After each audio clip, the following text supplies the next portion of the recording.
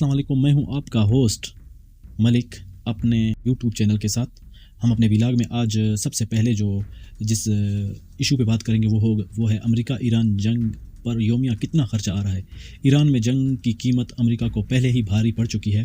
گزشتہ ماہ جب جنگ کو ابھی 6 روز ہی مکمل ہوئے تھے، امریکی محکمہ دفاع پینٹاگون نے امریکی قانون سازوں کو بتایا تھا کہ اس جنگ پر 6 روز کے دوران 11.3 ارب ڈالر جو 775 کھرب پاکستانی روپے خرچ ہو چکے ہیں۔ تاہم جنگ کے طول پکڑنے کے ساتھ ساتھ امریکہ کے اس جنگ پر اٹھنے والے روزانہ کے اخراجات میں اتار چڑھاؤ آتا رہا ہے۔ امریکی حکام کا کہنا ہے کہ ایران کے دفاعی نظام کمزور ہونے کے باعث اس کے اخراجات میں کمی آئی ہے، تاہم ماہرین کا اندازہ یہ ہے کہ تنازع اب امریکہ کو یومیہ تقریباً 385 ملین ڈالر جو کہ پاکستانی بنتے ہیں 38 کروڑ 50 لاکھ یا 107 ارب پاکستانی سے زائد کا بوجھ ڈال رہا ہے۔ رات کے بیان میں جب U S president Donald Trump نے ایران کو دھمکی دی تھی کہ اب تک جو یو ایس آرمی ایران میں تباہی مچا چکی ہے وہ ایران کو بھول جائے گی اور ہم اس سے زیادہ اس کے انفراسٹرکچر کو، اس کے پلوں کو اور اس کی ریفائنریز کو نشانہ بنائیں گے، اس کے نتیجے میں ایران نے ریٹیلیٹ کیا ہے اور ایران کی ملٹری نے کہا ہے کہ وہ یو ایس کے جو ریجنل ایسٹ ہیں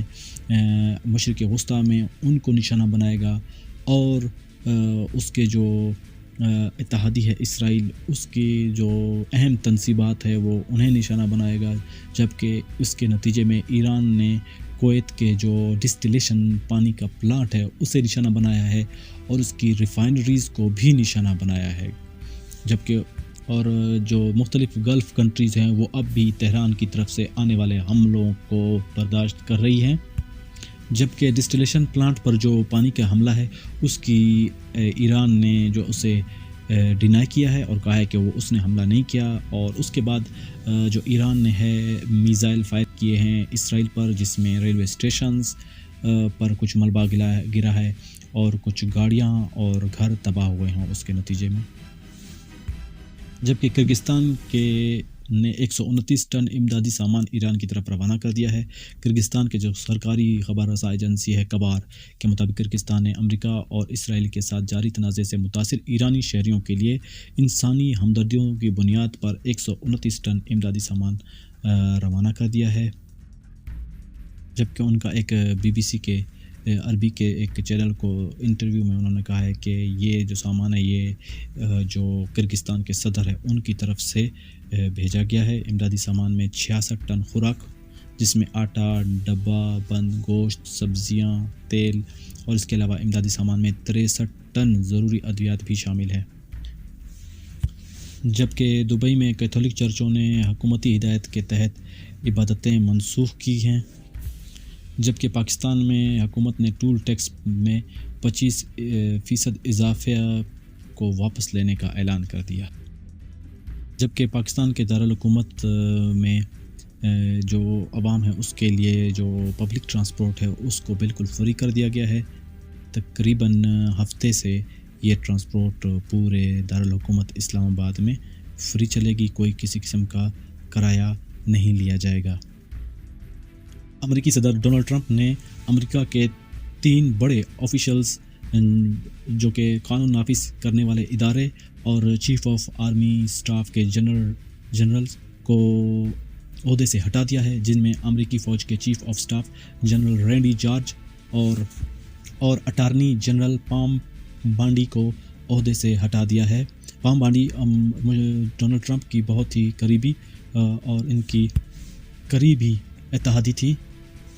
اور وہ ان کی انتظامیہ کی بہت مضبوط حمایتی بھی رہی ہے، جبکہ امریکہ اور اسرائیل فوج کے تہران کے کرج، کم بندر عباس اور ایران کے دیگر علاقوں پر حملے کیے گئے ہیں۔ اطلاعات کے مطابق اسرائیل اور امریکہ کی جانب سے ایران کے مختلف علاقوں میں رات بھر شدید حملے جاری رہے ہیں۔ سوشل میڈیا صارفین اور ذرائع ابلاغ نے گزشتہ چند گھنٹوں کے دوران مغربی تہران، ملارد، پارچین، گرج، مہر شہر، شہریار، بندر عباس، بہابان، برازجان اور بوشہر میں دھماکوں کی اطلاعات دی ہیں۔ اس طرح تبریز، شیراز اور کم میں بھی دھماکوں اور حملوں کی خبریں سامنے آئی ہیں۔ جمعرات اور جمعے کے درمیانی شب ہونے والے ان حملوں کے دائرہ کار اور اہداف سے متعلق مزید معلومات موصول ابھی تک نہیں ہوئی۔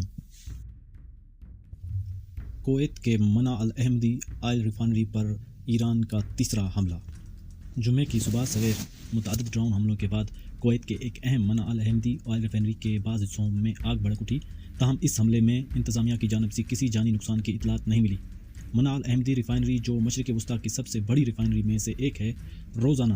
3,46,000 بیرل تک تیل صاف کرنے یا ریفائن کرنے کی صلاحیت رکھتی ہے۔ کویت میں 3 بڑی آئل ریفائنریز ہیں۔ 5 ہفتوں پر مشتمل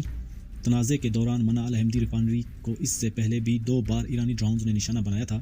کویت پیٹرولیم کارپوریشن کا کہنا ہے کہ ہنگامی اور فائر فائٹنگ ٹیمیں ریفائنری کے 39 آپریشن پوائنٹس میں سے بعض میں لگی آگ پر قابو پانے میں کام کر رہی ہیں۔ بیان میں مزید کہا گیا ہے کہ متاثرہ علاقے میں ہوا کے معیار کی نگرانی کی جا رہی ہے اور اب تک مقامی ماحول پر کوئی اثر نہیں پڑا۔ متحدہ عرب امارات کے وزارت دفاع کا کہنا ہے کہ ایران میزائل اور ڈرون حملوں کی ایک نئی لہر کا سامنا ہے۔ متحدہ عرب امارات کے وزیر دفاع کا کہنا ہے کہ ایرانی میزائل اور ڈرون حملوں کی ایک نئی لہر کا سامنا ہے۔ وزارت دفاع کی جانب سے جاری بیان میں اس بات کو اظہار کیا گیا ہے کہ وہ ایران کی جانب سے نئے میزائلوں اور ڈرون کی زد میں ہیں۔ وزارت نے ایکس پر ایک پیغام میں لکھا ہے کہ ملک کا فضائی دفاعی نظام میزائلوں اور ڈرونز کو روکنے اور انہیں تباہ کرنے میں مصروف ہے۔ امارات کا کہنا ہے کہ ملک کے بعض حصوں میں سنائی دینے والی آوازیں انہی حملوں کو روکنے کے لیے کیے جانے والی کارروائیوں کا نتیجہ ہے۔ ایران کے اسرائیل پر میزائل حملے جاری۔ تل ابیب کے ایک ریلوے اسٹیشن کو میزائل کے ملبے سے نقصانات پہنچے۔ اسرائیلی دفاعی افواج کے مطابق جمعرات اور جمعے کے درمیان شب ایران کی جانب سے اسرائیل کی طرف میزائل داغے گئے۔ IDF کا کہنا ہے کہ ان ایرانی میزائلوں کو روکنے کے لیے ان کے دفاعی نظام کی جانب سے رات بھر کارروائی جاری رہی۔ اس وقت بھی یہ نظام فعال ہے۔ خبر رساں ادارہ AFP کے مطابق اسرائیلی فوج ریڈیو نے رپورٹ کیا ہے کہ تل ابیب کی ایک ریلوے اسٹیشن پر فضا میں تباہ کر دیے جانے والے ایرانی میزائل کے ملبہ گرنے کی وجہ سے شدید متاثر ہوا ہے وہ۔ جبکہ کویت میں ایک اور جو ریفائنری ہے احمدی میں واقعہ، کویت کمپنی ہے کہ انتظام چلاتی ہے، وہاں پہ جو ایک کویت کے سرکاری خبر رساں ادارے کے مطابق کویت میں ایک اور جگہ پر ریفائنری پر حملے کی ایک خبر سامنے آئی ہے۔ جمعے کی صبح سویرے ایک ڈرون حملے میں اسے نشانہ بنایا گیا تھا۔ خبر رساں ادارے کے مطابق social media platform X پر جاری ایک بیان میں کہا گیا ہے کہ ڈرون حملے کے نتیجے میں اس ریفائنری کے آپریشنل یونٹ میں آگ لگ چکی ہے۔ رپورٹ میں مزید کہا گیا ہے کہ اس واقعے میں ریفائنریز کے کسی بھی کارکن کو کوئی نقصان نہیں پہنچا۔ ہنگامی کارروائی جاری ہے اور فائر بریگیڈ کی ٹیمیں موقع پر موجود ہیں۔ اس سے قبل میزائل ڈرون حملوں کے حوالے سے کویت پر حملوں کی اطلاعات سامنے آئی تھیں۔ بنو سے ایک افسوسناک واقعہ کی نیوز آئی ہے۔ بنو میں شدت پسندوں کی پولیس اسٹیشن کو نشانہ بنانے کی کوشش کی گئی ہے، جس کے نتیجے میں 5 افراد ہلاک اور 13 پولیس والے زخمی ہو چکے ہیں۔ ایران نے ایک دفعہ پھر سے F-35 جنگی طیارہ مار گرانے کا ایک دعویٰ کیا ہے۔ ایران کے خاتم الانبیاء مرکز ہیڈ کوارٹر کی جانب سے جاری ایک بیان میں دعویٰ کیا گیا ہے کہ ایران کی فضائی حدود میں ایک F-35 جنگی طیارے کو نشانہ بنایا گیا ہے۔ خاتم الانبیاء مرکز ہیڈ کوارٹر کے ترجمان کرنل ابراہیم ذوالفقار نے اپنے ایک اعلان میں دعویٰ کیا ہے کہ ایک F-35 جنگی طیارہ وسطی ایران کی فضا میں نشانہ بنائے جانے کے بعد گر کر تباہ ہو گیا ہے۔ ایرانی ذرائع ابلاغ کا کہنا ہے کہ اس جنگی طیارے کو پاسدارانہ انقلاب کی جدید فضائی دفاعی نظام کے ذریعے نشانہ بنایا گیا تھا۔ ایران کے خاتم الانبیاء مرکز ہیڈ کوارٹر نے دعویٰ کیا ہے کہ طیارے میں حملے کے وقت اور گرنے کے دوران شدید دھماکے کے باعث اس بات کا امکان کم ہے کہ پائلٹ باہر نکلنے میں کامیاب ہوا ہو۔ امریکہ اور اسرائیلی افواج کی قیادت کی جانب سے تاحال اس خبر پر کوئی رد عمل سامنے نہیں آیا، تاہم امریکی سینٹرل کمانڈ نے کل ایران کے اس دعوے کی تردید کی تھی، جس میں قشم جزیرے کے قریب ایک جنگی طیارہ مار گرانے کا کہا گیا تھا۔ اس سے تقریباً 2 ہفتے قبل بھی ایران نے ایک F-35 جنگی طیارے کو نشانہ بنانے کا اعلان کیا تھا، جس پر امریکی سینٹرل کمانڈ نے کہا تھا کہ ایک امریکی F-35 جنگی مشن مکمل کرنے کے بعد ایران کے اوپر پرواز کے دوران کسی مسئلے کے باعث مشرق وسطیٰ میں امریکہ کے ایک اڈے پر ہنگامی لینڈنگ پر مجبور ہوا تھا۔ جبکہ میکرون نے، جو فرانس کے صدر ہیں، ڈونلڈ ٹرمپ پر تنقید کرتے ہوئے کہا ہے کہ سنجیدہ ہونا ضروری ہے اور یہ بھی کہ روزانہ نہ بولا جائے۔ یہ جو موقف ہے میکرون کا، یہ ایرانی جنگ کے نتیجے میں ہر روز کے جو بیان ڈونلڈ ٹرمپ کے آتے ہیں جنگ کو بند کرنے کے اور پھر جنگ کو ایک نئی صورت دینے کے، اس کے نتیجے میں میکرون نے یہ بیان جاری کیا ہوا ہے۔ ریڈ کراس کی طرف سے ایک نیوز آئی ہے کہ ایران کو ہنگامی طبی آلات کے ممکنہ قلت کا سامنا کرنا پڑ سکتا ہے، کیونکہ ایران میں اس ٹائم بالکل اندھا دھند بمباری جاری ہے امریکہ اور اسرائیل کی طرف سے، تو اس کے نتیجے میں وہ ہاسپٹلس کو، سکولز کو اور عوامی جگہوں کو نشانہ بنا رہے ہیں۔ تو جو یہ ایران میں ہے، بین الاقوامی امدادی تنظیم ریڈ کراس ہے اور ریڈ کریسنٹ فیڈریشن کے نمائندہ کے جو ہفتے سربراہ نے جمعرات کے روز کہا ہے کہ ایران میں ہنگامی طبی ضروریات میں تیزی سے اضافہ ہو رہا ہے، اور اگر جنگ جاری رہی تو ٹراما